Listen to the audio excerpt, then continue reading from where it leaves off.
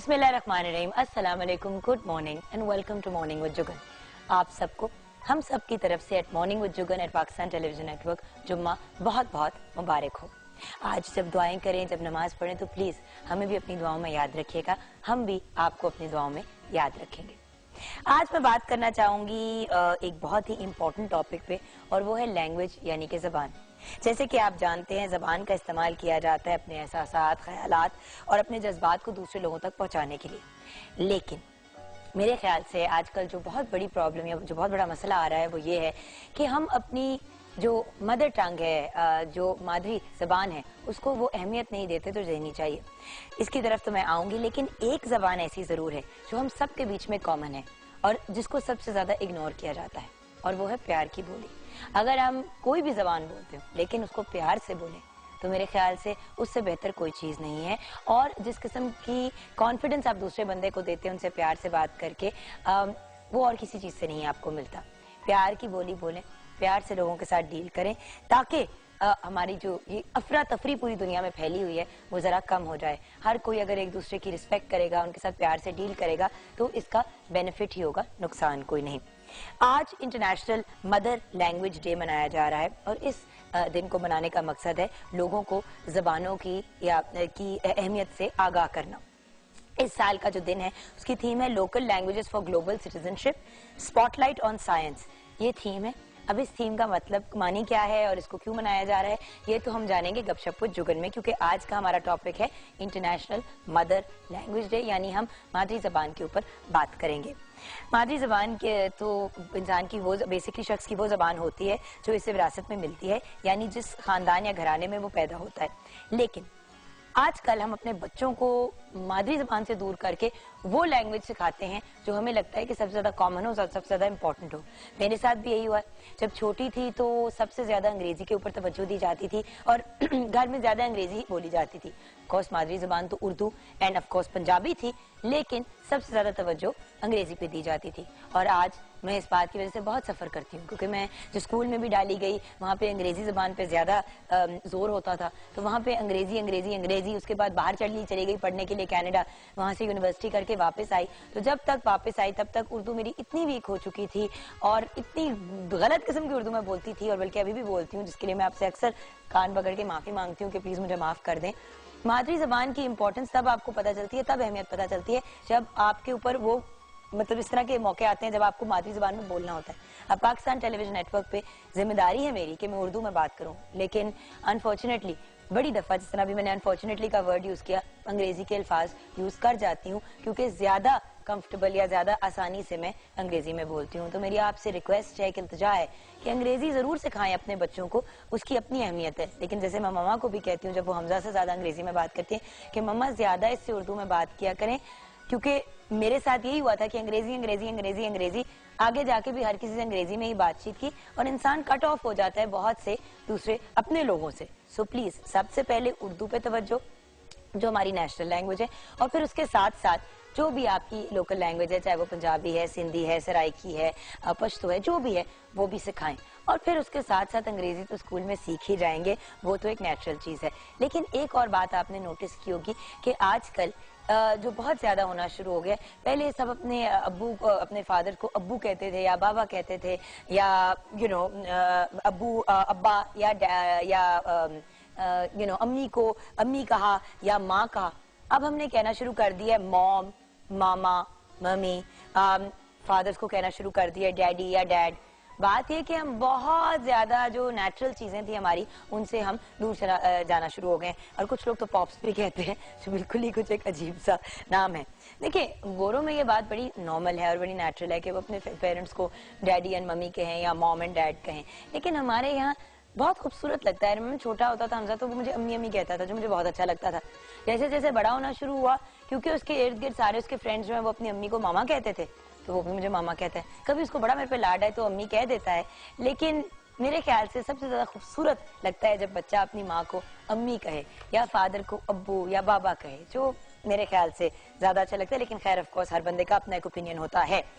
एक अंदाजे के मुताबिक इस दुनिया में 6,900 12 जबानें हैं, यानी 6,912 जबानें बोली जाती हैं, जिनमें से 500 से ज्यादा जबानें जो हैं वो अब खत्म हो चुकी हैं, जबकि पाकिस्तान में मुख्तलिफ लहजों के फराइक में 74 जबानें बोली जाती हैं। पाकिस्तानी की ऑफ कोर्स कौमी जबान उर्दू है, ये तो हम सब जानते हैं, लेकिन पाकिस्तान में सबसे बोले जाने वाली जबान जो है वो पंजाबी है, जिसे 48% लोग बोलते हैं, यानी कि ऑलमोस्ट 50%, जबकि 12% सिंधी बोलते हैं, 10% सराइकी, 8% उर्दू, 8% पश्तो, 3% बलोची और 2% हिंद को जबान बोलते हैं। तो ये कुछ फैक्ट्स हैं कोर्स, और हम जानेंगे अपनी मादरी जबान के बारे में और पाकिस्तान की डिफरेंट लैंग्वेजेस के बारे में, और इस साल की इंटरनेशनल मदर लैंग्वेज डे की जो थीम है उसके बारे में गपशप विद जुगन में।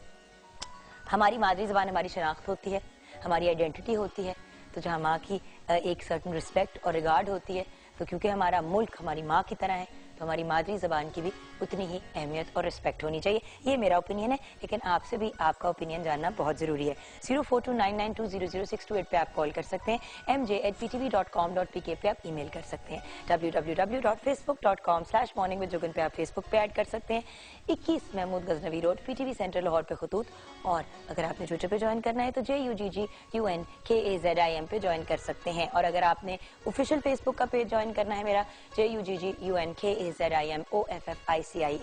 जुगन काज़िम ऑफिशियल पे आप ज्वाइन कर सकते हैं। अच्छा, क्वेश्चन ऑफ द डे, मादरी जबान यानी कि मदर लैंग्वेज की आपकी नज़र में क्या अहमियत है? मादरी जबान यानी कि जो हमारी मदर लैंग्वेज होती है उसकी आपकी नज़र में क्या अहमियत है? इस सवाल का जवाब आपसे ही लेंगे और आपके साथ शेयर करेंगे फेसबुक के सेगमेंट में। उसके बाद मुलाकात होगी शेफ मेजबीन से। एंड जैसे कि आप जानते हैं हम रूट्स वेजिटेबल वीक मना रहे हैं, तो आज की हमारा जो वेजिटेबल है वो है पोटैटो यानी कि आलू।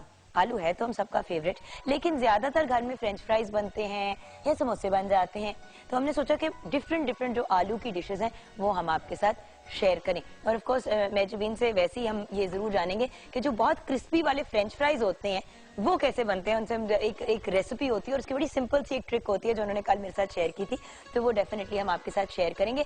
और भी डिफरेंट मेरी जिस तरह के फॉर एग्जाम्पल है आलू का भरता, तो मैंने उनसे रिक्वेस्ट किया कि वो जरूर बनानी है। उसके अलावा और भी वो कुछ डिशेस लेके आई हैं, तो आज वो हमारे साथ शेयर करेंगी वेरियस पोटैटो की डिशेस। उसके बाद आपकी मुलाकात होगी सादिया अरशद से। जी हाँ, वो हमारे साथ होंगी। नाम, आपका पूरा नाम, आपकी डेट ऑफ बर्थ और आपकी टाइम ऑफ बर्थ आपने हमारे साथ शेयर करना है, एंड प्लेस ऑफ बर्थ, यानी कि आपका पूरा नाम, आपकी पैदाइश की जगह, आपके पैदाइश का टाइम, एंड ऑफ कोर्स आपकी पूरी जो सालगिरह है वो, ये आप हमारे साथ शेयर करेंगे और हम आपको बताएंगे आपके सवाल का जवाब। एंड देन आफ्टर दैट हम बात करेंगे इंटरनेशनल मदर लैंग्वेज डे पे कि मादरी जबान की क्या अहमियत है। सवाल है मादरी जबान की आपकी नजर में क्या अहमियत है। ब्रेक के बाद मिलते हैं।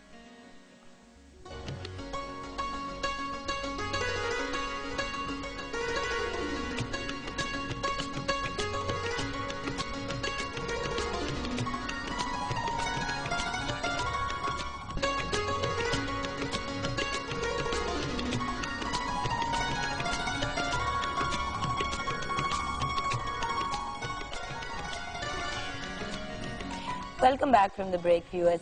आज इंटरनेशनल मदर लैंग्वेज डे है। हमारा सवाल है कि मादरी जबान की आपकी नज़र में क्या अहमियत है, तो आपके ही जवाब आपके साथ शेयर करना चाहूंगी।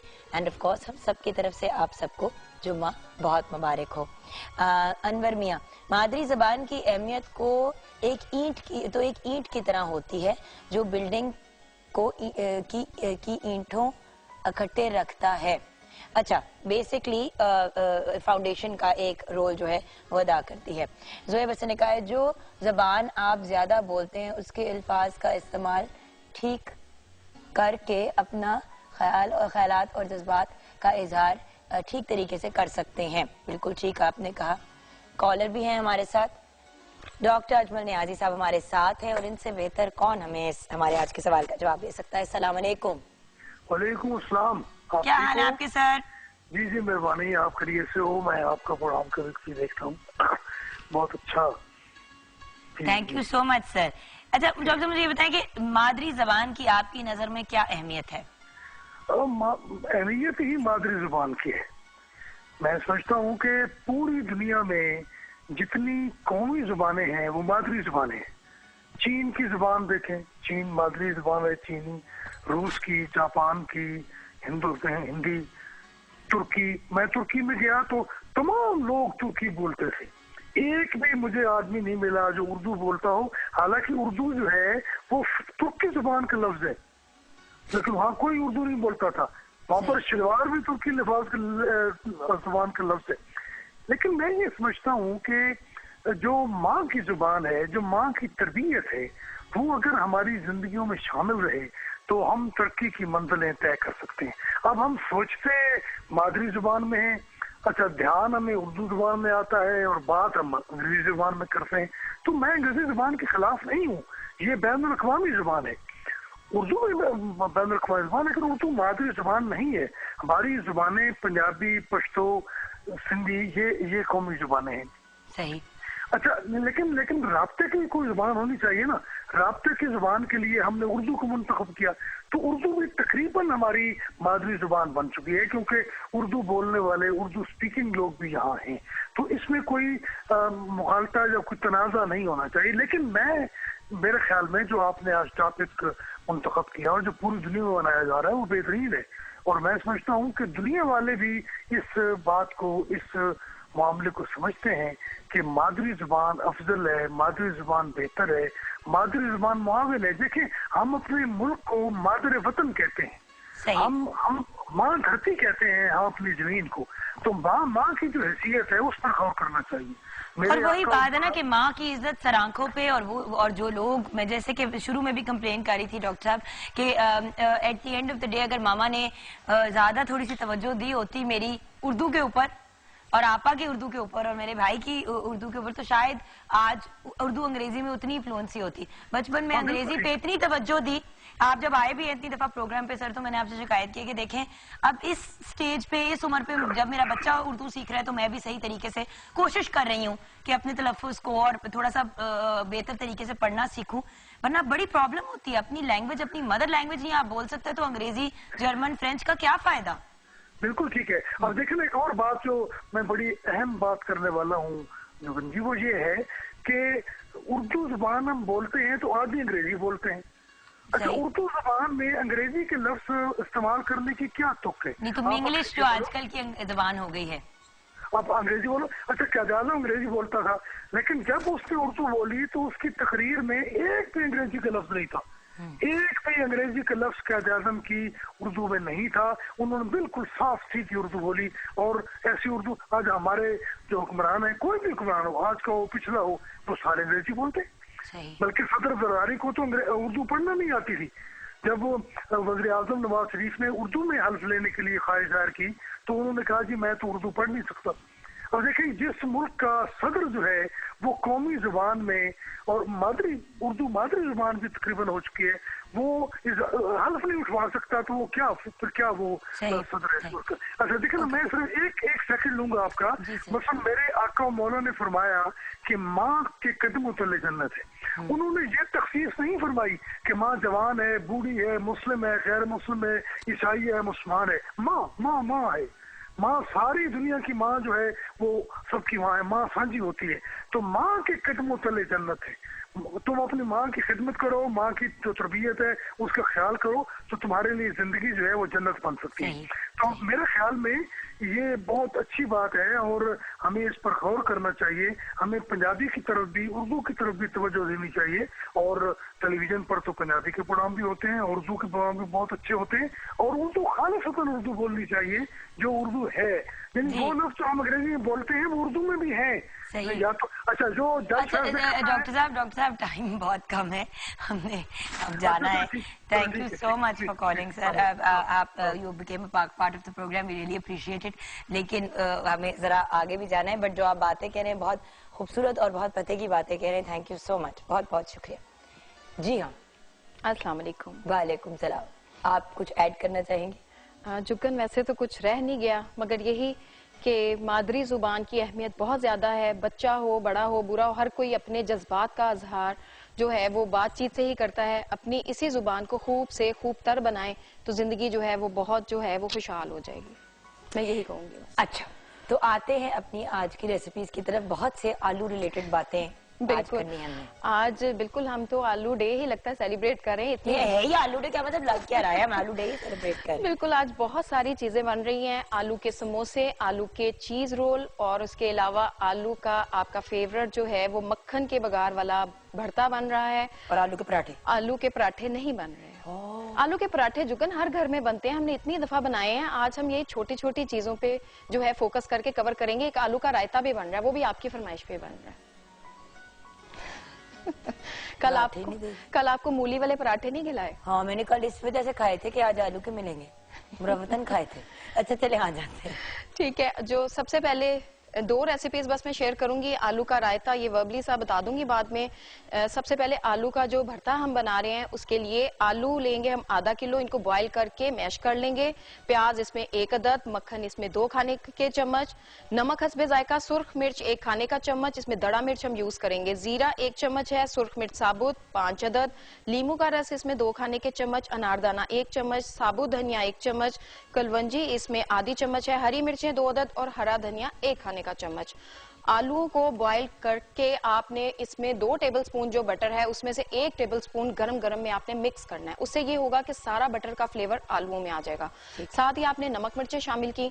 उसके बाद जो बाकी का 1 टेबलस्पून बटर है उसमें आपने कलवंजी, साबुत धनिया और उसके अलावा जो है थोड़ा सा इसमें अनारदाना शामिल करना चाहें उसमें शामिल कर लें, वरना इसमें आप शामिल करके बिल्कुल हल्का सा सौते करें। अगर आपको कड़ी पत्ते मिलते हैं तो इसमें कड़ी पत्ते भी जाते हैं। और वो मोटी वाली जो राउंड, बिल्कुल जो साबुत मिर्चें हैं वो इसमें शामिल करें। जीरा शामिल करके जैसे ही वो लाइट गोल्डन कलर का होगा आपने इसके ऊपर बघाड़ लगा देना है। इसमें 1 अदद आप प्याज भी चॉप करके शामिल कर लें। उसके बाद हरा धनिया, हरी मिर्चें और आपका ये आलू का जो भरता है खट्टे वाला, लीमू का जूस सबसे लास्ट स्टेज पे हम इस पे ऐड करेंगे और इसको मिक्स कर लेंगे और ये हमारा रेडी हो गया। कई दफा जुगन दिल नहीं भी करता कुकिंग करने को, झटपट वाली चीज बनाने को दिल करता है तो आप ये बना लेंगे, मेरे ख्याल 10-15 मिनट में रेडी हो जाए। और इसी भरते को बाय द वे आप पराठे के अंदर यूज कर सकते हैं, बिल्कुल बहुत मजे का होता है। और जो दूसरी हमारी है वो है पोटैटो चीज रोल। इसी की थोड़ी वेरिएशन करके समोसे आप बना सकते हो। इसी की आप आलू की वो पराठे वाली फिलिंग भी बच्चों को बना के दे सकते हो, वो पोटैटो चीज वाले पराठे बन जाएंगे। एक चीज से बहुत ज्यादा इसमें वेरिएशन करके आप चीजें बना सकते हो। अच्छा। पोटैटो चीज रोल बनाने के लिए आलू 1 किलो बॉईल कर लें। उसके बाद इसमें नमक हस्बे जायका, काली मिर्च पिसी हुई आधी चाय का चम्मच, चिकन पाउडर 1 चम्मच, चेडर चीज 1 कप। और इसके जो रोल की हम पट्टी बनाएंगे उसके लिए मैदा 2 कप, नमक इसमें 1/4 चाय का चम्मच, पानी हस्बे जरूरत और इसमें हम घी या ऑयल 2 चम्मच यूज करेंगे और ऑयल फ्राई करने के लिए हस्बे जरूरत। इस डो को जिस तरह हम पराठों की, यही डो हमारे पराठों में यूज होती है। इसी के साथ समोसे बनते हैं। समोसों में ये होता है कि जुगन उसमें जीरा और थोड़ी सी हम अजवाइन यूज करते हैं। वो आपकी समोसों के लिए डो तैयार हो गई। ये जो सिंपल वाली है ये आपकी रोल के लिए तैयार होगी। आपने बेली, इसमें वो जो चीज मिक्स की हुई है, आलू को आपने यानी बॉयल किया, मैश किया, उसमें आपने चेडर चीज शामिल की, नमक, काली मिर्च और चिकन पाउडर, जस्ट सिंपल इसको मिक्स कर लिया और आपने वो फिलिंग रेडी कर ली। अगर आप इसको आलू कट करके चॉप कटिंग करके शामिल करना चाहते हो तो आप उसी तरह हल्का सा थोड़ी हरी मिर्च डाल दें तीखा फ्लेवर के लिए। बिल्कुल, ये आपकी मर्जी है। वेजिटेबल्स के साथ भी बनाना चाहते हो तो आप आलू के साथ कोई भी सब्जी ऐड करके उसको बना सकते हो। और जिस तरह ये आलू का रायता है बहुत सिंपल है। उसमें दही में नमक, काली मिर्च और जीरा भुना हुआ शामिल करेंगे। उसके बाद प्याज, टमाटर और उसके अलावा इसमें हम आलू बॉईल किए हुए जो है वो शामिल करेंगे और हमारा ये आलू का रायता रेडी हो जाएगा। वंडरफुल। एंड फाइनली आलू के चिप्स का आपने बताया था कि आलू के चिप्स को काट के फिर क्या करें? जुगन, सबसे पहले आपने उसको वो फ्रेंच फ्राइज की शेप में फिंगर्स में कट कर लिया। उसके बाद आपने पानी बॉयल रखा। पानी में जैसे बॉयल आया आपने वो तमाम जो चिप्स काटे हुए हैं वो उसमें शामिल करके जस्ट एक बॉयल आएगा तो आपने उनको किसी स्ट्रेनर में निकाल देना है और गरम गरम के ऊपर आपने cornflour as it is powder form में उसके ऊपर लगा देना है, छिड़क देना, अच्छी तरह कोट हो जाए वो। और उसी सूरत में आप उसको फ्रीज कर सकते हैं। ये आपको जो पैकेट्स बने बनाए मिलते हैं इसी तरह आप पैकेट बना के फ्रीज कर सकते हो। जैसे ही आपको जरूरत हो आप निकालो, उनको फ्राई कर लो। ठीक, बहुत इजी मेथड है और इससे बहुत ज्यादा क्रिस्पी बनते हैं। ठीक है। और एक जो अगर बैटर वाले मोर आप इसको क्रिस्पी करना चाहते हो तो इसी सूरत में निकाल के और कॉर्नफ्लोर या मैदा लेके उसको हल्का सा बैटर बना के नमक, काली मिर्च थोड़ी सी डाल दें, उस बैटर में डिप करें और इनको डीप फ्राई कर लें। और थोड़ा सा चिकन पाउडर भी डाल दें तो मजे, उससे जरा चिकन का भी फ्लेवर बीच में आ जाएगा। सही। तो फ्रेंच फ्राइज होते तो बहुत आसान है, लोग कंफ्यूज होते हैं। बेसिकली ट्रिक ये है कि उनको हाफ बॉयल करें, जल्दी से उसको गर्म पानी में उबलते गर्म पानी में डालें, बॉयल करें, निकाल लें, स्ट्रेन कर लें। ऊपर उसके या तो आप कॉर्नफ्लावर डाल दें और उसको और थोड़ा सा नमक मिक्स करके और ऊपर से डाल दें, फ्राई कर दें, आपके क्रिस्पी वाले चिप्स रेडी हो जाएंगे। तो हम एक छोटी सी ब्रेक की तरफ जाएंगे। ब्रेक के बाद सादी अरशद हमारे साथ होंगी और उनसे जानेंगे आपकी किस्मत का हाल।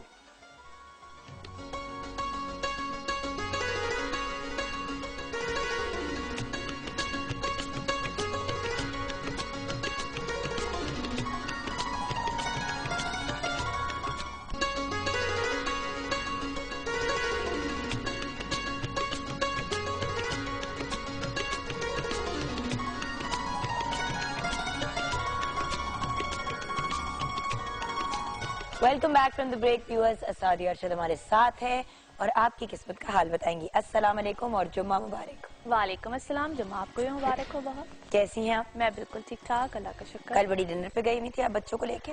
बस आपको पता है कभी कभी बच्चों के साथ एंटरटेनमेंट करनी पड़ती है। अच्छा, कभी कभी? जब भी टाइम मिल जाए। हर वक्त नहीं? मेरी तो वैसे कोशिश होती है हर वक्त, लेकिन जब भी टाइम। मैंने तो वैसे नोट किया हर वक्त ही होती है, लेकिन इनको लगता है कि बहुत कम होती है। ये हमारी एक डिबेट चलती रहती है जो अपनी जगह ठीक है। हाँ, ये भी बात है कि आप एक्चुअली सब, आई थिंक जो वर्किंग वुमेन होती है या जो वर्किंग मदर्स होती हैं, वो जितना भी टाइम दे दें बच्चों को, कभी लगता है कि शायद कम है, कभी खुद को लगता है, लेकिन मेरा ख्याल है कि आप जितना भी टाइम दो वो अच्छा टाइम अगर हो तो that is the best thing. Quality time हो तो बेस्ट। और गिल्ट है बड़ा कभी कभी फील होता है। लेकिन आ जाते हैं लोगों की किस्मत के हाल की। बिल्कुल ठीक है। फौजिया ने सरगोदा से लिखा है, डेट ऑफ बर्थ है 2/2/1980 जी। जरीन ताज इनकी मदर का नेम है। शादी कब होगी? मंगनी टूट चुकी है। अच्छा जी, पहली बात तो ये है कि जब कभी भी दोबारा शादी की तरफ या जो मंगने का जो भी प्रोसीजर की तरफ जाएं तो प्लीज काइंडली कंपैटिबिलिटीज को पहले चेक कराया करें, रादर देन कि आप लोग बाद में पूछते हैं। 2014 जून जुलाई से लेकर 2015 जून जुलाई तक का टाइम पीरियड इनके लिए अच्छा है। इसी टाइम पीरियड में इनका रिश्ता तय पाना, एंगेज्ड हो जाना, रिश्ते में चले जाना, ऐसे मामलात आ जाएंगे। परेशानी की कोई बात नहीं है, कंपैटिबिलिटी चेक कराइएगा। और अगर कोई ऐसा प्रपोजल आता है जिसमें एज गैप ज्यादा होगा तो उसको भी कंसीडर करना है, उसको भी चेक करना है, क्योंकि वहां पे भी हो सकता है इनके लिए कोई ना कोई बेनिफिशियल कोई मामला आ जाए। अच्छा, रफाकत अली 6/6/1992, गुलशन परवीन, कसूर, मलेशिया में हूँ मगर कोई काम नहीं मिल रहा, बहुत परेशान हूँ। ओके, पहली बात तो ये है कि इनको फॉरेन जाके अपने लिए जॉब या रिस्क की जो तलाश है वो यूं करनी ही नहीं चाहिए थी।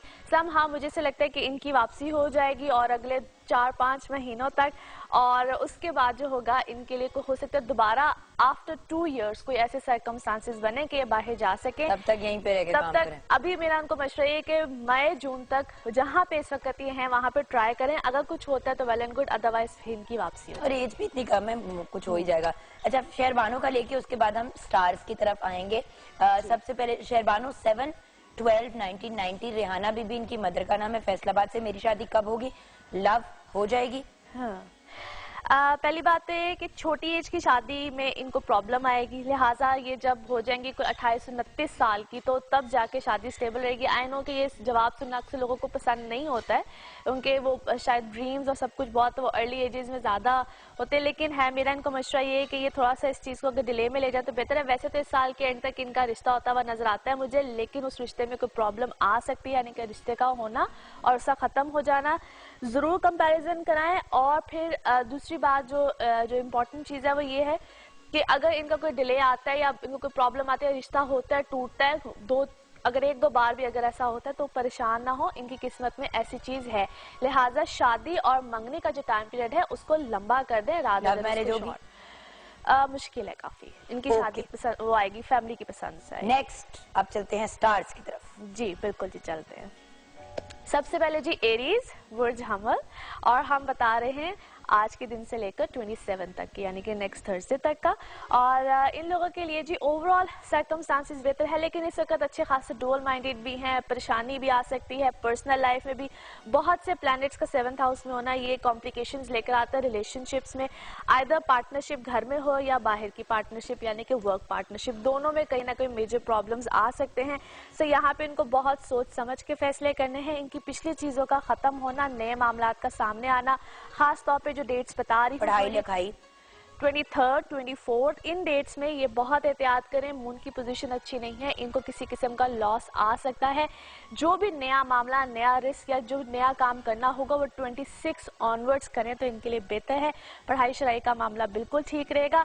मरकरी रेट्रोग्रेड है, इसलिए कम्युनिकेशन में या समटाइम स्टूडेंट्स को याद करने में या इस चीज़ों में अगर प्रॉब्लम आती है तो उसमें ज़रा अल्लाह का एक बड़ा प्यारा नाम है याद कवि हो या यादाश्त के लिए होता है, अगर उसको रिसाइड करें तो बहुत अच्छा होता है, सब स्टूडेंट्स के लिए ये है। अच्छा, नेक्स्ट आ जाते हैं जी टॉरस, बुर्ज सौर।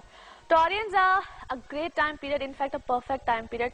बड़े लंबे अरसे के बाद टॉरियंस की सकत जो है ना किस्मत माशाल्लाह बड़ी फेवर दे रही है इनको, चाहे वो ट्रैवल हो, चाहे इनकी कोई ना कोई सडन गेन्स हो, प्रॉपर्टी बाइंग सेलिंग हो, कुछ भी हो, इस वक्त में इनको अच्छे खासे बेनिफिट्स होंगे। थोड़ा सा हेल्थ का ख्याल रखें ये लोग इस वक्त, जिनको खास तौर पे लोअर बॉडी से रिलेटेड यानी कि किडनी से रिलेटेड या लिवर से रिलेटेड, बैक एक्स, इस तरह के अगर इश्यूज खास तौर पे हैं वो थोड़े से ज़रा केयरफुल हो जाएं। बाकी अल्हम्दुलिल्लाह अ परफेक्ट टाइम पीरियड, और ख़ास तौर पे इनके लिए जो मज़ीद अच्छी जो इनको सिचुएशन मिलेगी वो आफ्टर 26 मिलेगी। सो इंशाल्लाह नेक्स्ट वीक में और भी अच्छी बातें होंगी टॉरियंस के लिए। नेक्स्ट स्टार जेमिनाइज बुर्ज जौज़ा। जेमिनाइज, एक तो इस वक्त इनकी पर्सनल लाइफ में बड़ी अच्छी हैपनिंग्स हैं, सब कुछ है। यहाँ पे जो शादी से पहले के मामला यानी कि रिश्ता तय होना, ये सारे मामला जो है वो इस वक्त बड़े अच्छे तरीके से इनके फुलफिल होंगे। और जब आपको लगे कि मेरे चेहरे पे मुस्कुराहट आ रही है तो उसका रीज़न जुगन होगी, क्योंकि ये मुझे मुस्कुरा के नॉड करती हूँ, तुम जिस तरह करके देख रही थी कि क्या होगा। आज मैंने भी मुकाबले में काले कपड़े पहने हैं। हाँ, बस मैं क्या करूँ तुम्हारी मोहब्बत में। अच्छा जी, कमीज तेरी काली गुलाबी फुल्ला वाली। पता होता है ना कि तुमने ये पहन लिए तो फिर मैं तुम्हें भी कहती हूँ गुलाबी फुल पालो। ये आज हम सबने काले की कॉम्बिनेशन पहनी हुई है। हाँ, नजबी ने भी पहनी हुई है। सही, आज ब्लैक दुपट्टाज है। अच्छा जी, फॉर ऑल जेमिनाइज यानी कि बुर्ज जौज़ा वालों के लिए सिचुएशन बहुत अच्छी है। जो इनके लिए डेट्स आ रही हैं 25, 26, इसमें इनकी पर्सनल लाइफ में डेफिनेटली कोई अच्छी हैपनिंग होगी, कोई अच्छे मामला आएंगे, कमिटमेंट्स या जो रिश्ते देख रहे हैं और अभी तक कोई डिसीजन नहीं ले पा रहे हैं, इसी टाइम पीरियड में डिसीजन आएंगे। पीआर में यानी कि जो रिलेशंस हैं या आपके जो पब्लिक रिलेशंस है उसमें इस वक्त ज़्यादा इजाफा होगा। Travel is very ideal for you guys. Lovely. Next है जी कैंसेरियंस और बुर्ज सरतान। कैंसेरियंस इस वक्त थोड़ा सा कॉम्प्लिकेशंस, चीज़ें उलझेंगी ज़रूर। जो खास तौर पे इनकी फैमिली लाइफ है या पेरेंट साइड है, वहाँ पे थोड़े से, या घर में जो छोटी छोटी नोक झोंक, जो चिख चिख वाला जो सीन है वो ज़रा रहेगा।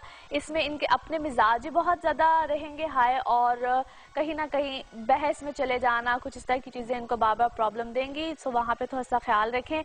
इस वक्त इनके जो मिजाज हैं खुद के लिए थोड़ा सा प्रॉब्लम, समटाइम्स आपके अपने मिजाज हमारे खुद के लिए प्रॉब्लम्स बन जाते हैं। सो कुछ इस तरह की सिचुएशन है। एनीवे ठीक हो जाएंगी। 26 के बाद इनके लिए चीज़ें काफ़ी बेहतर हो जाएंगी, चाहे वो पर्सनल लाइफ हो चाहे वो और चीज़ें हों। एज सन इनके है इस वक्त 8th हाउस में। सो थोड़ा सा जो इंजरीज, वुंड्स या कोई अगर इस तरह की कोई सिचुएशन आती है उसमें ख्याल रखें। ख़ास तौर पे इस टाइम पीरियड में थोड़े से सदकात दें, ताकि थोड़ा सा जो एक टफ टाइम इनके ऊपर चल रहा है उसमें थोड़ी सी खैरात तो रेगुलरली देनी चाहिए।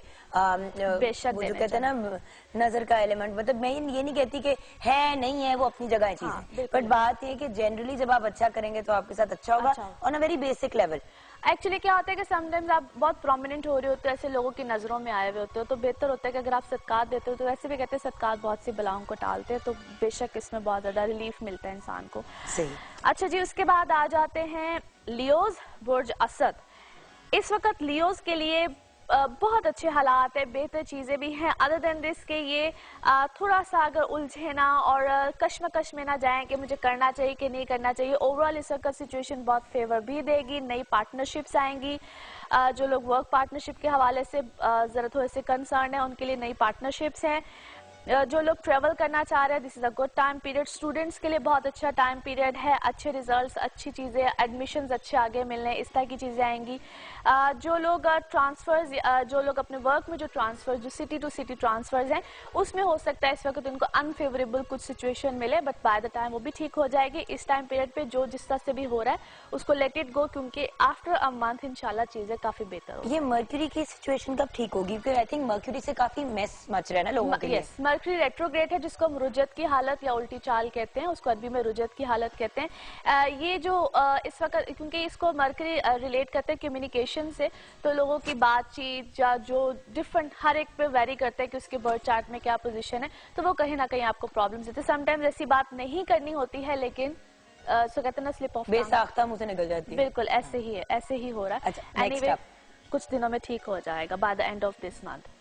अच्छा जी, उसके बाद आ जाते हैं वर्गोज बुर्ज सुंबला। वर्गोज इन लोगों के लिए ओवरऑल बहुत अच्छे मामलात हैं। 26 तक वीनस की ऐसी पोजीशन है, कोई भी चेंज, पर्सनालिटी चेंज, कोई भी ऐसा मामला हो वो आ सकता है। उसके बाद इनकी पर्सनल लाइफ बहुत बेहतर हो जाएगी, या जो इनकी मिसअंडरस्टैंडिंग्स रिलेशन में आ रही थी वो भी ठीक हो जाएंगी। एज जिस तरह भी आप मरकरी की बात कर रहे थे, तो जो होते हैं ये सुंबला वाले, इनका लॉर्ड ही मरकरी होता है, तो इनके लिए बहुत से मामला, यानी कि ये खामखोल उलझने हैं, मिसकम्युनिकेशन है, किसी को कुछ कह दिया, किसी से किसी बात पे लड़ पड़े, कोई इनको मिसगाइड करेगा, बहुत सी चीजें होंगी। तो इस टाइम पीरियड में सही डायरेक्शंस में रहे तो it's more better. By the time चीजें ठीक हो जाएंगी, लेकिन इस वक्त में इनके इर्द गिर्द ही कुछ लोग हैं जो इनके लिए बहुत स्यापे और रोले डाल के बैठे हैं। अफराज एंड तफरीज के नोट पे हमें ब्रेक लेंगे। आपको हम सबकी तरफ से जुम्मा बहुत मुबारक हो। ब्रेक के बाद जब वापस आएंगे तो बाकी के सितारों का हाल और ऑफ कोर्स कुछ और लोगों के जायचे, हमारे साथ रहिएगा।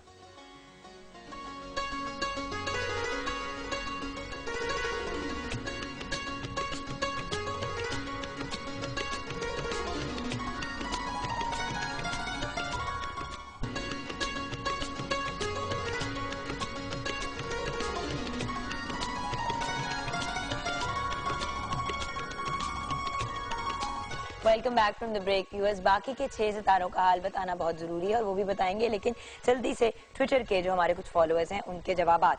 सहर 69 1985 5 AM गुजरात, ट्विटर पे इन्होंने लिखा है शादी होने वाली है, मैरिड लाइफ कैसी होगी, हस्बैंड कैसा होगा, माली हालात कैसे होंगे। अल्हम्दुलिल्लाह बहुत अच्छा होगा, बल्कि आई मस्ट से कि खुद बहुत डोमिनेटिंग होगी, सो काफ़ी ज़्यादा इनका जो असर रसूख है अपने खामन पे रहेगा, so that's quite positive for her. इंशाल्लाह a very happy married life इंशाल्लाह। अच्छा, नेक्स्ट है तनवीर 16/1/1991 10:30 PM गुजरात। तनवीर 16/1/1991 10:30 PM गुजरात। काम में सडन लॉस हो जाता है, हालात कब ठीक होंगे और क्या इनके लिए दुबई जाना ठीक रहेगा? अच्छा, इनके लिए ऐसा है कि बिल्कुल बाहर ये जा सकते हैं, लेकिन फिर वही बात है कि शॉर्ट विजिट होगा। जहाँ तक काम में सडन लॉस की बातें कर रहे हैं तो समटाइम्स इनकी कुछ अपनी मिस्टेक्स हैं, उसको सिली मिस्टेक्स कह लें, कुछ इस तरह की चीज़ें। ठीक हो जाएगा इंशाल्लाह। जुलाई के बाद इनके सर्कमस्टांसेस, इसी साल की जुलाई के बाद काफ़ी बेहतरी आएगी। नवीद 19/6/1987 8:30 PM प्रमोशन के बारे में जानना चाह रहे हैं। ये जानना चाह रहे हैं कि शादी कब होगी और कैसी रहेगी। प्रमोशन तो इनकी इसी कुछ में भी इन अ मंथ और 2 एक्सपेक्टेड है, और शादी के लिए भी ये साल जो है इनके लिए काफ़ी ज़्यादा बेहतरी का साबित होगा। By the end of this year या 2015 का शुरू इंशाल्लाह इनके लिए काफ़ी बेनिफिशियल और शादी अच्छी रहेगी अल्हम्दुलिल्लाह। चले फाइनली मोहम्मद हनान हमजा 27 जुलाई 1995। सिंपल सा सवाल है, please Mohammad Hanan Hamza and everyone else पूरी इन्फॉर्मेशन दिया करें, अपना नाम, अपनी डेट ऑफ बर्थ, अपनी प्लेस ऑफ बर्थ और टाइम अगर पता चल सके, दोपहर शाम व्हाटएवर। फील्ड कौन सी इनके लिए ठीक रहेगी, फैशन डिजाइनिंग या फिल्म मेकिंग? पहली बात तो ये है कि ये अपनी फैमिली से हट के बहुत किसी डिफरेंट सी फील्ड में जाएंगे, रहेंगे समहाउ मीडिया रिलेटेड, किसी भी तरह से क्रिएटिव माइंडेड है, लेकिन film making is a big responsibility. तो आई एम सजेस्टिंग हिम कि अगर ये उस तरफ जरा ज्यादा ना जाएं और दूसरी तरफ हैं तो ज्यादा बेहतर, फैशन की फील्ड की तरफ। जी बिल्कुल, ठीक है, डन। अब आ जाते हैं बाकी के स्टार्स। आई थिंक लिब्रा से हम स्टार्ट करें। जी बिल्कुल जी। लिब्रा, बुर्ज मिजान, लिब्राज, इन लोगों के लिए ये टाइम पीरियड बेहतरी का है, लेकिन बहुत से प्लैनेट्स का रेट्रोग्रेशन में होना, यानी कि रुजत की हालत में होना, वो इनको इस वक्त कंफ्यूजन्स में भी बहुत ज़्यादा रखेगा। टची बहुत हुए होंगे, छोटी छोटी बातें इनको फील होंगी, बहुत जल्दी से परेशान हो जाना, कॉम्प्लिकेशंस में चले जाना। बाय द टाइम ठीक हो जाएंगे, लेकिन इस टाइम पीरियड में जो मेरा इनको सजेशन होगा, थोड़ा सा ज़रा इस वक्त कूल डाउन होके चलें, थोड़ा सा सिचुएशन को संभल के चलें। तो 28 यानी कि ये जब महीना ख़त्म होता है तो इसके बाद इनके हालात मामलात काफ़ी बेहतरी की तरफ चले जाएंगे। उससे पहले जरा जो बहुत ज्यादा ओवर सेंसिटिव हुए में उसको थोड़ा सा जरा काबू में रखें। ठीक है जी। उसके बाद आ जाते हैं जी स्कॉर्पियोज। स्कॉर्पियोज इन लोगों के लिए जो है बहुत सी चीजें, बहुत से मामलात अच्छे हैं। कुछ चीज़ों का ख़त्म होना, नई चीज़ों की तरफ जाना, नए मामलात की तरफ जाना, ऐसी बातें तो इनकी लाइफ में है। इस वक्त में जो इनको ज़्यादा ज़रूरत है वो ये है कि ज़रा अगर कोई यानी कि अदालती मामला अगर कोई चल रहा है, कोई कोर्ट कचहरी का मामला, उसमें थोड़ा सा इस वक्त अपने आप को ज़रा होल्ड ऑन रखे, क्योंकि वहाँ पे इनको लॉस हो जाने के बहुत ज़्यादा चांसेस हैं। चीज़ें ठीक हो जाएंगी बट नॉट रियली नाउ, कुछ अरसे के बाद, कुछ महीने 2 महीने के बाद। अभी फिलहाल वैसे स्कॉर्पियंस के लिए एक ओवरऑल सजेशन है कि नवंबर तक कोई बड़ा रिस्क ना लें किसी भी किस्म का, क्योंकि ये को हम सेट्रन टाइम पीरियड यानी कि साठ सदी कहते हैं, जो कि नवंबर में इनका 1 साल खत्म होगा। उसके बाद सिचुएशन डिफरेंट आएगी। वैसे तो birth chart, personal birth chart पे बहुत वेरी करता है, लेकिन और ओवरऑल स्कॉर्पियंस को ये सजेशन है कि वो इस वक्त बहुत बड़े रिस्क हाथ हौला रखें। नेक्स्ट अप, उसके बाद आ जाते हैं जी सजिटेरियंस बुर्ज खौस। इन लोगों के लिए भी ओवरऑल एक तो पर्सनल लाइफ अल्हम्दुलिल्लाह बड़ी अच्छी रहेगी।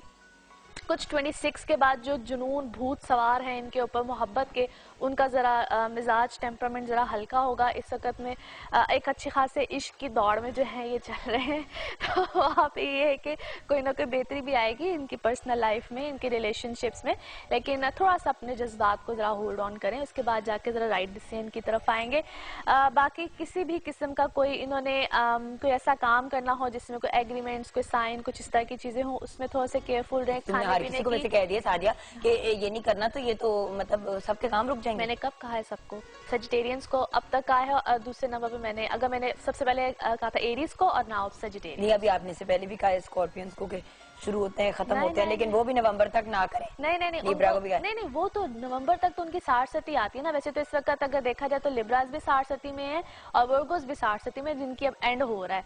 और जो लिब्रास हैं इनके लिए अभी 1-1.5 साल है। जो ये अभी बेचारे स्कॉर्पियंस हैं ये तो भी फंसे हैं, उनको मैंने कहीं में भी साइन एग्रीमेंट्स के लिए कुछ नहीं कहा है। इनको मैंने कहा जहाँ पे इनके रिटन मामलात आते हैं सजिटेरियंस के लिए, they need to be very careful, Sagittarians और एरीज दोनों के लिए। अच्छा जी, इनके लिए इस वक्त जो है वो खाने पीने की शौकीनी जो है वो बहुत ज्यादा बढ़ेगी। सो कुछ इस तरह के चांसेस भी हैं, मेरा सितारा नहीं है। वेट पुट ऑन के भी बहुत ज्यादा चांसेस हैं, as Mercury is there retrogression में, तो खाम के जो चस्के होते हैं ना वो जरा सामने आते हैं। इस वक्त हेल्थ का भी सजिटेरियंस ख्याल रखें। अब कैप्रिकॉर्न में ऐसी कोई फजूल बात नहीं कहनी। अच्छा,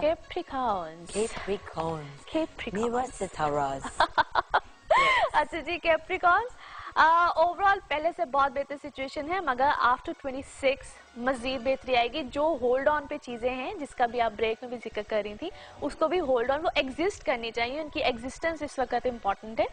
26 के बाद चीजें आपकी जो है वो इंशाल्लाह ताला बहुत बेहतर हो जाएगी, क्योंकि 22 के बाद या 21 के बाद जो सिचुएशन थी उसमें अगर कोई चीजों का खत्म होना होता तो वो ओवरऑल खत्म हो गई होती। So if things are carrying on, स्यापा का पीरियड खत्म हो गया। हाँ, अब बस 26 तक सिचुएशन बेहतर हो जाएगी और उसके बाद चीजें इम्प्लीमेंट होना शुरू हो जाएंगी इंशाल्लाह। ओवरऑल चीजें बेहतर हैं, as such there is just nothing negative. सिर्फ इस वक्त में जरा जज्बात और गुस्से में आपने आके तो बहुत से फैसलों को इधर से उधर नहीं करना है। बाकी trust me, a very good time period, और इंशाल्लाह जिस तरह मैंने कहा कुछ दिनों के बाद और मजीद अच्छे मामलात इंशाल्लाह आएंगे सामने। ठीक है जी, अच्छा जी। उसके बाद आ जाते हैं जी एक्वेरियंस। इन लोगों के लिए बुर्ज दिलो, इन लोगों के लिए ओवरऑल तो सिचुएशन बहुत अच्छी है, name fame status things are getting better. कुछ जो इनके और इन्होंने इस टाइम पीरियड में खास तौर पे अगर कहीं पे कुछ दुश्मनियाँ, कुछ इस टाइप की चीज़ें या कुछ जो रकीब टाइप लोग होते हैं वो कोई इर्द गिर्द थे, उनके ऊपर अच्छे खासे इन्होंने इस वक्त ज़रा गालिब हो गए हैं। सो ये इनके लिए पॉजिटिव नहीं जी, आपका अगला तो ये इस वक्त इनके लिए काफी पॉजिटिव चीज है। और बाकी ये है कि एज अ जुपिटर इनके है इस वक्त 5th हाउस में। सो काफी ज्यादा बेहतरी आएगी रिलेशनशिप्स में, शादी या कोई चीजों को ये लोग प्लान कर रहे हैं तो वहां पे इनकी लाइफ में कोई अच्छी हैपनिंग आखिरकार आ ही जाएगी। अच्छा जी, उसके बाद आ जाते हैं लास्ट हमारा जो ज़ोडिक साइन है पाइसेस, बुर्ज हूत। अच्छा, तो आपकी सालगिरह कब हुई? क्योंकि देखिए ये तो कुछ आगे पीछे ही आने वाली है। हाँ, ये मेरी 16 मार्च है। अच्छा, यानी कि अभी दूर है। हाँ, अभी दूर है, क्योंकि मेरे भाई की कल है।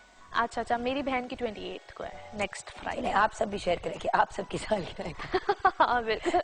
अच्छा जी, पाइसेशंस इन लोगों के लिए ये टाइम पीरियड बार-बार प्रॉब्लम्स, कॉम्प्लिकेशंस लेकर आता है, as Mars into the 8th house, जो कि इनको इनके माशाल्लाह जो कुछ होते हैं ना दोस्तनुमा दुश्मन भी होते हैं, वो इनके ऊपर इस वक्त अच्छे खासे जो है वो प्रॉब्लम्स के बाइस मुझे क्यों देख के बोल रही हो? ओह कम ऑन यार। अच्छा, ओके। अच्छा, और वहाँ पे मैं देखती नहीं। अच्छा, वहाँ पे जो है थोड़ा सा इनको प्रॉब्लम आ सकती है, थोड़ा सा जो ये टाइम पीरियड है इनको टफ मिल सकता है, क्योंकि जो लास्ट प्रीवियस जो फ्यू वीक्स भी गुजरे हैं उसमें इनको सो कहते हैं कि मिसकम्युनिकेशन इस तरह की चीजें आई होंगी जब से मरकरी की रेट्रोग्रेशन चल रही है। Any how things will be better, क्योंकि आफ्टर 26-27 इनके लिए मामला काफी ज्यादा पॉजिटिव हो जाएंगे।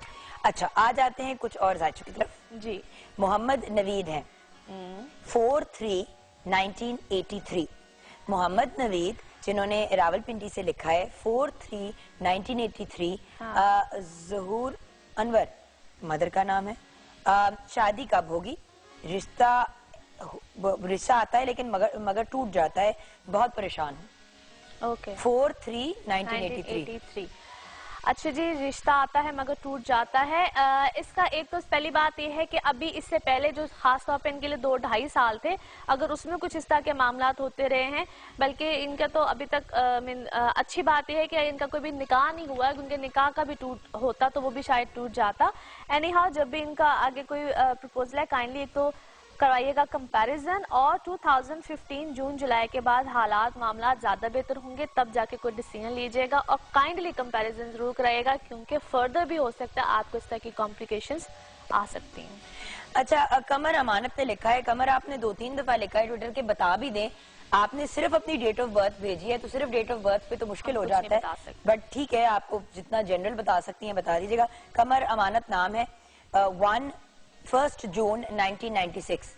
स्टडी के बारे में बता दें।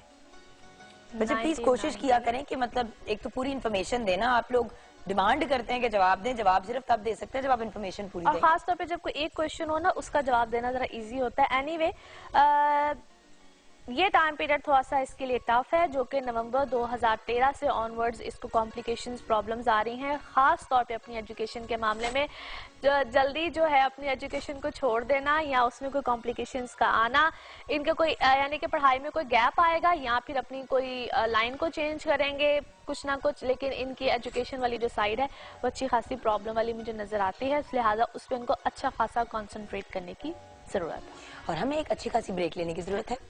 आपका बहुत बहुत शुक्रिया। Thank you so much. आपसे मुलाकात होगी एक हफ्ते की ब्रेक के बाद इंशाल्लाह। और देखते हैं कि 26 के बाद मेरे हालात कितने को बेहतर होते हैं। कहती तो रहती है, पिछली बार इसने 20-21 कहा था, अब कह रही 20-21 में मसाइल जो हैं वो जो निकलने थे वो निकल गए। खैर, ये मैं इसे ब्रेक में लड़ती हूँ, आप लोग भी एक ब्रेक लें। आपको बहुत बहुत जुम्मा मुबारक हमारी तरफ से, पूरी पाकिस्तान टेलीविजन नेटवर्क की तरफ से। मिलते हैं नन्ही मुन्नी सी बड़ी सी ब्रेक के बाद।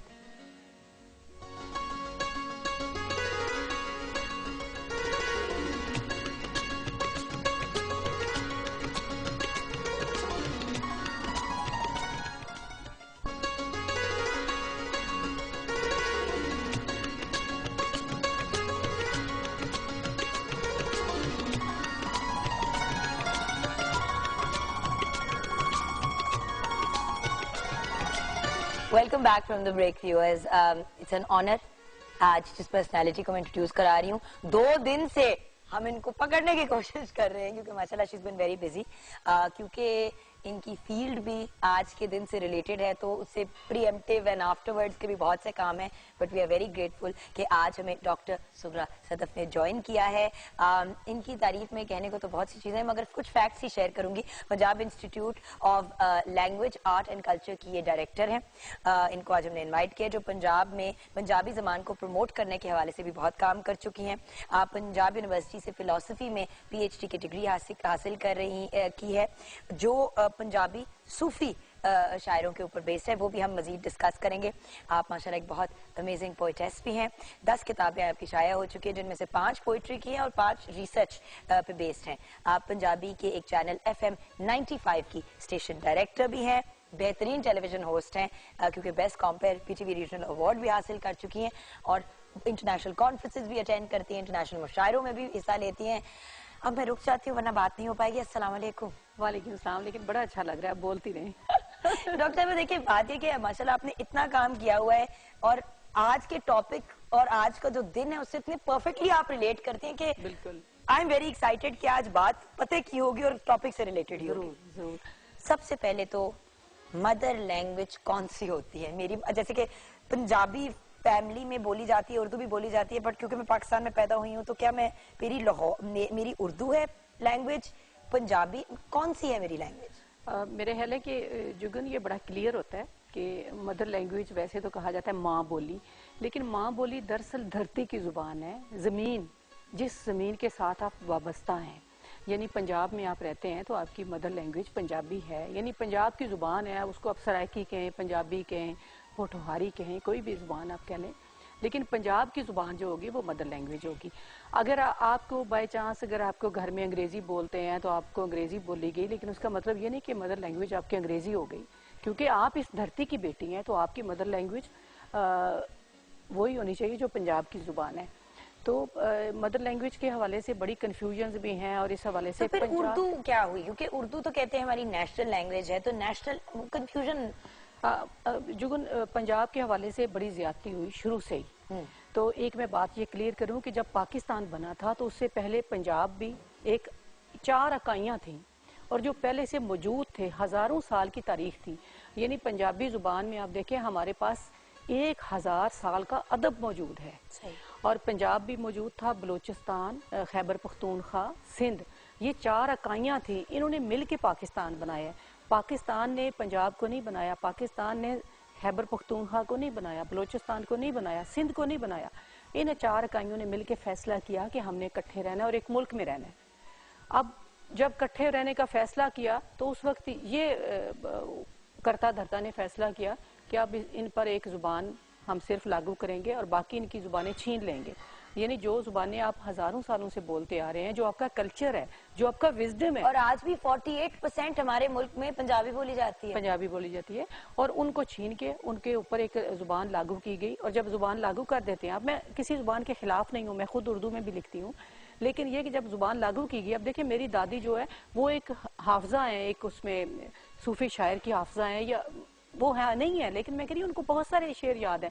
तो जब आपने कह दिया कि सिर्फ उर्दू पढ़ने वाला बंदा पढ़ा लिखा है, तो वो तो उसी वक्त जाहिल हो गई ना। नहीं, बट डॉक्टर साहब एक और बात भी है ना, तो सबकी राब्ते की जबान अगर एक कॉमन लैंग्वेज रखी जाए, इसके ऊपर आपको पता है बड़ी डिबेट हुई हुई है, और इट्स अप फॉर डिबेट, और हम अग्री कर सकते हैं टू डिसएग्री। बट देखें, अब अगर कोई शख्स सिंधी में बोलता है और आप पंजाबी को लागू कर दें एज ए नेशनल लैंग्वेज, तो वो भी प्रॉब्लम हो जाती है। मैं नेशनल लैंग्वेज की बात नहीं कर रही, मैं कह रही हूँ कि उर्दू को रहना चाहिए, राब्ते की जुबान रहना चाहिए, लेकिन इस वजह से नहीं रहना चाहिए कि आप उनकी जुबानें छीन लें, यानी पंजाबी को खत्म कर दें और उर्दू को। अब देखें कनाडा में हाँ जी, फ्रेंच बोली जाती है मॉन्ट्रियल में, ठीक है, मतलब क्यूबेक के प्रोविंस में, लेकिन क्योंकि वहां पे मैंने एक अरसा गुजारा है, वहां पे फ्रेंच और अंग्रेजी दोनों सिखाई जाती है।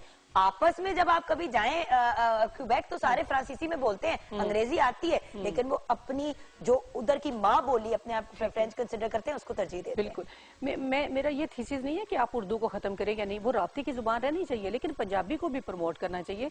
आप सिंध में देखें ना, अगर आप सिंध गई हो या आपको एक्सपीरियंस हो कि उन्होंने शुरू से अपनी जुबान को नहीं छेड़ा, और 73 से उनकी जुबान जो पढ़ाई जा रही है, और स्कूलों में, कॉलेजों में, और प्राइमरी की सतह पे लाजमी मजमून है। इसके अलावा उनके सारे अखबारात, उनके जरायद, और वहाँ पे अदालती जुबान है, कार्रवाई की जुबान है, यानी आपने रोजगार से जोड़ दिया उसको। कितनी तरक्की की सिंध के कल्चर ने, सिंध की जुबान ने।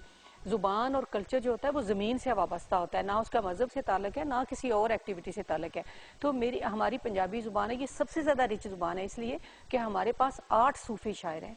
इतनी बड़ी हमारे पास जो है, बाबा बुल्ले शाह आफाकी शायर है, पूरी दुनिया उनको मानती है, और हम बाबा बुल्ले शाह को नहीं पढ़ाते अपने निसाब में, हम बल्कि बाबा बुल्ले शाह के जो एंटी है उनको पढ़ाते हैं। इसी मजे की बात वही आ जाती है ना at the end of the day, कि अंग्रेजी के लिटरेचर को इतनी ज्यादा इंपॉर्टेंस दी जाती है। मैं इसी बात पे आज शुरू भी प्रोग्राम इसी गिले से किया था कि अंग्रेजी के स्कूल में पढ़े, वहां पे एक सिर्फ सब्जेक्ट होता था उर्दू का। इस्लामियत तक अंग्रेजी में सिखाई जाती थी, डू नो दैट? बिल्कुल बिल्कुल। तो हमें मतलब अरबी में पढ़ा और फिर अंग्रेजी में उसका तर्जुमा सीखा, तो अंग्रेजी अंग्रेजी अंग्रेजी, और फिर उर्दू इतनी सी, और पंजाबी तो दूर दूर, कभी पंजाबी ना पढ़ी ना अब ऑब्वियसली क्योंकि पंजाबी पढ़नी भी इतनी आसान नहीं है अगर आपने ना पढ़ी हो।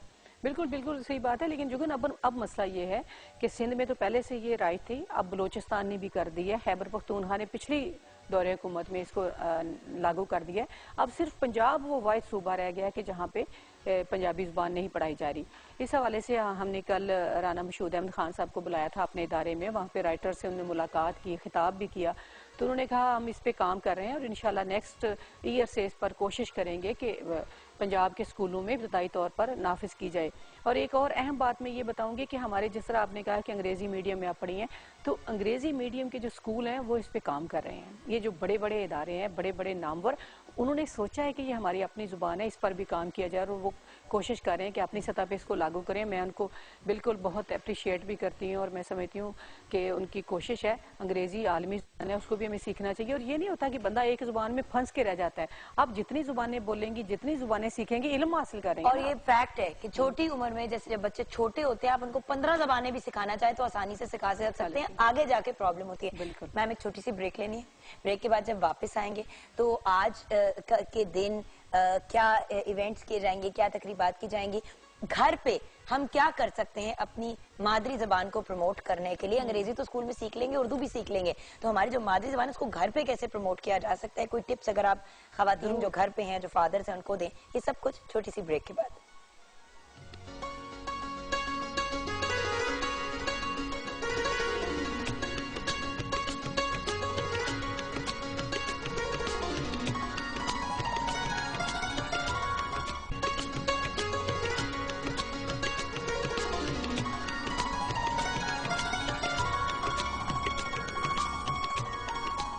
डॉक्टर सुखरा सदफ हमारे साथ है। डॉक्टर साहिबा, वक्त कम है, मुकाबला सख्त है, मैं चाहती हूँ कि हम मैक्सिमम बात करें। आज का दिन आप कैसे सेलिब्रेट कर रही हैं? जुगन, शफकत नवीर मिर्ज़ा साहब एक बहुत बड़े पंजाबी एक्टिविस्ट थे। उन्होंने तमाम उम्र पंजाबी ज़ुबान की तरक्की तरवीज के लिए काम किया, और बहुत बड़े स्कॉलर और दानिश्वर थे।